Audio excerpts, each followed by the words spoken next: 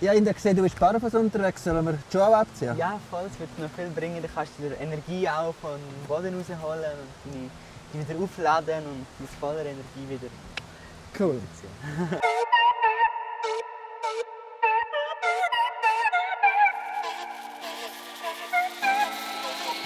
Ja, Emanuel, jetzt hast du das Tal so wunderbar für uns zubereitet. Danke vielmals. Jetzt sind wir da am Platz. Du hast dafür gemacht, du hast da etwas Wunderbares für uns vorbereitet. Wir hören da hinten den Bach rauschen. Wir sind da auf einer Wiese.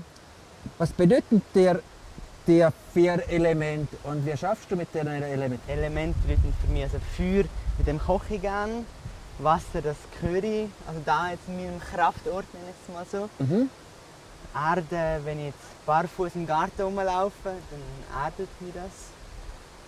Und die Luft haben wir halt, also es gibt einem so wieder neue Inspiration und so weiter. Also die Symbiose zwischen Feuer und Luft, das braucht beides, dass es eigentlich so zusammengeht. Und wie tut dir das bei deinem Arbeiten als junger Spitzenkoch? Oder wie sagst du dir? Ambitionierter Naturkoch. Ambitionierter Naturkoch, super. Ja, das ist dieses Kochbuch, das du gemacht hast, Alpine Inspiration. Wow.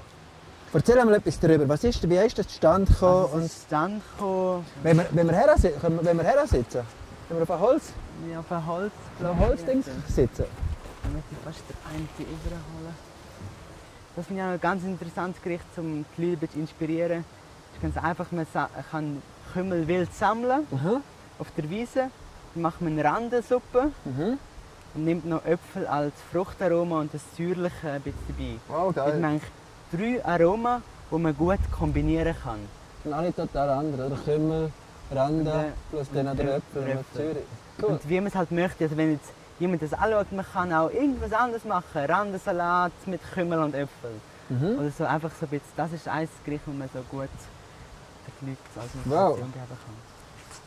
Dann Du musst immer im ersten Biss eigentlich die ganze Komposition probieren. Also auf der ersten Gabel, dass dort möglichst von allen Ingredienzen etwas dabei ist. Und in dem Moment weißt du, was sich der Koch in dem Moment überlegt hat und was er für Aroma möchte zusammenfügen. Genau, überbringen, ja. Und, aber letztendlich sind ja das all die Einzelkomponenten. Und eben, in dem Moment ist ja die ganze Sinnesexplosion von der Farbe, vom Geschmack. Da kommt ja alles im Moment zusammen. Und nachher kann ich eigentlich erst anfangen zu geniessen. Und dann